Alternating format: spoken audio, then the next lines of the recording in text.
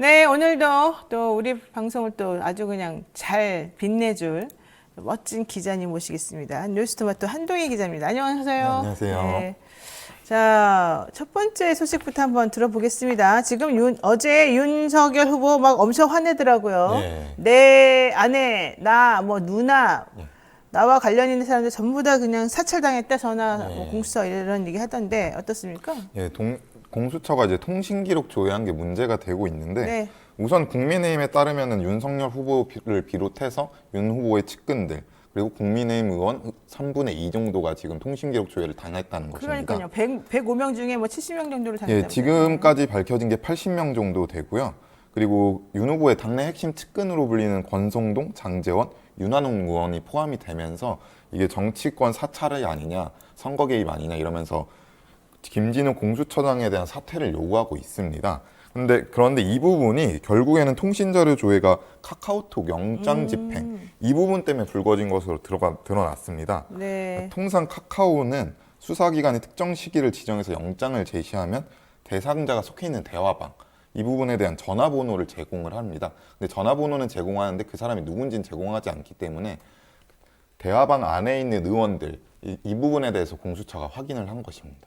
아, 그러니까는 카카오톡을 이용하면서 대화방, 그러니까 단체 톡방에서 이야기한 사람들 쭉 명단 나오니까 그 사람들에 대한 것이 그냥 같이 들어갔다. 요 정도 수준인가 봐요? 네, 고발 사주 의혹을 지금 수사하고 있으면서 김웅 의원에 대한 영장이 발부가 되지 않았습니다. 네, 그렇죠. 그래서 그 부분과 관련된 대화방을 이제 조사를 하는데 그 부분에 국민의힘 의원 전체가 들어가 있는 대화방이 있습니다. 그래서 네. 이제 통신기록 조회가 국민의힘 의원들을 대상으로 했던 것입니다. 그랬군요. 공수처는 그러면 조금 변명할 여지가 있네요. 어쨌든 예. 영장 발부 받아가지고 그렇게 했던 것들이고 예. 또 뭐 의원 한 명 한 명 개개인을 뭐 해서 한 건 아니니까. 예, 그 전화번호 확인하는 과정이었고 그런데 이게 제도상의 문제는 있다는 지적은 나오고 있습니다.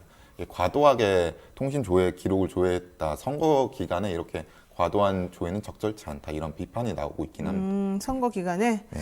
자, 그런데 또 이렇게 얘기하고 나니까는 사람들이 그러더라고요. 윤 총장님, 당신이 총장 시절에는 뭐 개인에게 28만 건도 넘게 사찰하지 않았습니까? 네. 이런 얘기도 하고 지금 한 공수처의 건은 영장 발부 받아서 한 거지만 통신비밀보호법 관련해가지고 영장 없이도 그냥 긴급하게 자기네들이 한 것도 당신들이 하지 않았습니까? 이런 얘기도 나오더라고요. 예. 그건 무슨 얘기예요? 그 부분과 더불어서 일단 윤석열 후보와 김건희 씨에 대한 조회 자체도 윤석열 후보 같은 경우에 4개의 부분이 기소가 돼 있습니다. 그래서 고발 사주, 그리고 한명숙 전 총리 위증교사 수사 방해, 그리고 판사 사찰 문건, 옵티머스 사건 부실 수사 이 부분이 돼 있기 때문에 김건희 씨 부분도 이제 뭐 한동훈 검사와 통화한 내역 이 부분 때문에 조회가 된 것이기 때문에 이 부분도 적절하지 않다고 볼 수는 없습니다. 그러니까 윤석열 후보, 그다음에 윤석열 후보의 부인인 김건희 씨, 그리고 또 윤석열 후보의 누나는 이제 그 대장동 관련해가지고 윤석열 후보야 부친 집을 또 이 김만배 씨가 뭐 사주고 말고 이런 것하고 연결해서 온 식구들이 다 연결된 거 아니냐 하면서 또 한번 들여다보고 어쨌든 그분들은 그래서 영장을 통해서 발부받아서 사찰이 된 거고 조사를 들어간 거고 제가 지금 좀 전에 말씀드린 것들은 이제 검찰들이 사실은 사찰을 상당히 통신과 관련된 것들을 많이 해왔는데 이들은 아예 영장 치지도 않고 그냥 사찰한 경우가 되게 많았다. 나중에 통보만 하는 형식으로. 왜냐하면 그게 긴급한 경우에는 할 수도 있다고 되어 있기 때문에. 그 부분은 왜 쏙 빼고 당신들은 마치 억울한 일을 당한 것처럼만 말하냐. 이걸 질문을 제가 한 거였죠. 좋습니다. 아휴, 정말 사찰 없는 세상에 살고 싶다. 여러분도 혹시 몰라요. 어떻게 될지. 자, 그리고요. 자, 두 번째 이슈 보겠습니다. 윤석열 국민의힘 대선 후보 어제 이재명 대선 후보와 토론하는 것은 어렵다는 얘기를 하면서 경상북도 선대위 출범식에서 되게 막말을 쏟아냈어요. 어이가 없다, 가짜다, 뭐 음습한 조직폭력배 이야기 이런 거 다 밝혀라 뭐 이러면서 너무 이렇게 말을 해도 되는 겁니까? 예, 호남에서 사과를 하고 나서 네. 경북 출범식에 가서 막말을 좀 많이 했습니다. 네. 그래서 한꺼번에 쫙 쏟아내더라고 속사파처럼. 예, 이게 뭐부터 말씀드려야 될지 모르겠는데 정말 많이 했습니다. 네. 그래서 이게 그 토론 부분에 대해서 어이가 없다, 정말 가짜다, 뭐 민주당에서 저랑 토론을 하자고 하는데 제가 바보입니까 이러면서 대장동 얘기를 꺼냈습니다.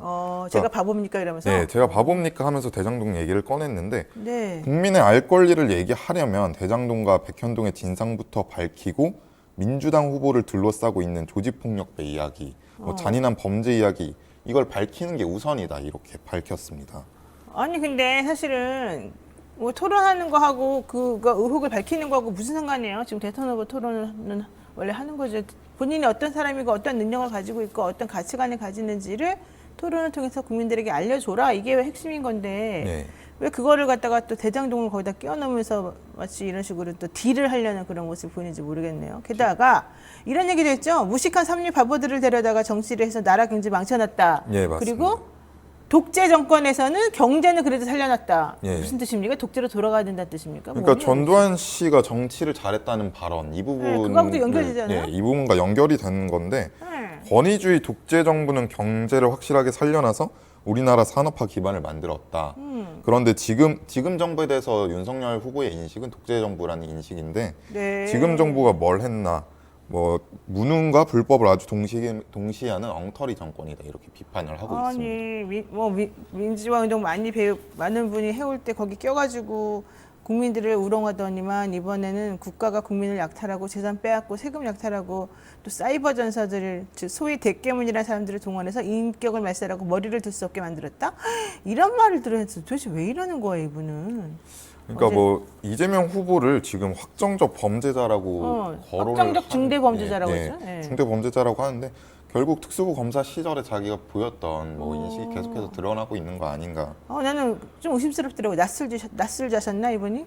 이게 상대방 대선 후보에게 할 수 있는 말도 아니고 아무리 현 정권이 그렇다 하더라도 그 정권에서 자기가 녹을 받아먹고서 뭐 평생을 먹고 사는 사람이 그렇게 하면 안 되죠. 아 참네요. 이 정말 품위의 문제, 품격의 문제인 것 같아요. 자, 세 번째 하겠습니다. 윤우진 전 용산 세무서장에게 변호사를 소개해주는 등 수사를 무마하려 했다는 의혹. 사실 뭐 윤석열 후보에 대해서는 이런 의혹은 옛날부터 계속 있어 왔어요. 그래서 네. 지난번 청문회 할 때도 지금의 야당인 국민의힘 측 의원들이 특히 이 부분을 계속 얘기를 하고 있었지 않습니까? 네. 김진태 위원장 같은 사람들. 네. 자, 그랬는데 결국은 검찰에서 또 무혐의가 됐네요. 네, 불기소 처분을 했는데 사유는 이제 공소시효가 지났다는 이유입니다. 그러니까 뭐 2012년부터 2013년 때 뇌물수수 혐의 받던 윤우진 서장에 대해서 이제 이모 변호사를 소개시켜 줬다는 의혹을 받고 있는데 네. 이 부분도 공소시효가 지났고 그리고 그 당시 수사할 당시에 잠시만요. 예, 그래서 그 압수수색 영장을 6회 정도 반려하고 경찰 수사를 방해한 혐의를 받는데 이 부분도 이제 공소시효가 지났다는 판단입니다. 그러니까 윤우진 전 세무서장은 무슨 고깃집 하는 어떤 사업가로부터 1억 6천인가 뭐 상당히 돈을 받고 또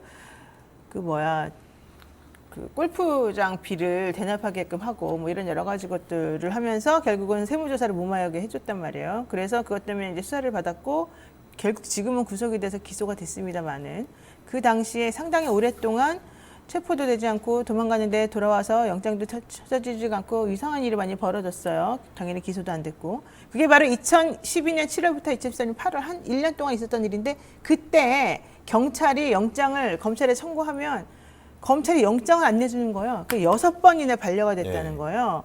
그래서 압수수색을 못했고 그래서 증거가 다 없어져 버렸다는 게 바로 요즘에 그 논리였잖아요. 근데 그것을 누가 해줬느냐? 윤석열 후보가 해준 거 아니냐 네. 이런 논리였단 말이죠. 네. 근데 그거를 확인하려고 해봤더니 공소시효 지났다. 그러면서 또 안 한다는 거죠. 네. 진짜 부러워요. 아주 그냥. 진짜 부러워 죽겠어요. 아주 그냥. 부럽다고요. 저도요 연수원 다닐 때 검찰 2개월 했거든요. 저도 검사 출신으로서 부럽습니다. 제가 좀 더 열심히 할 것을. 자, 오늘 여기까지 하겠습니다. 한동희 기자 수고하셨습니다. 예. 지금 여러분께서는요, 노영의 뉴스 인사이다 함께하고 계십니다. 잠시만 기다리시면 이슈 3합으로 돌아오겠습니다.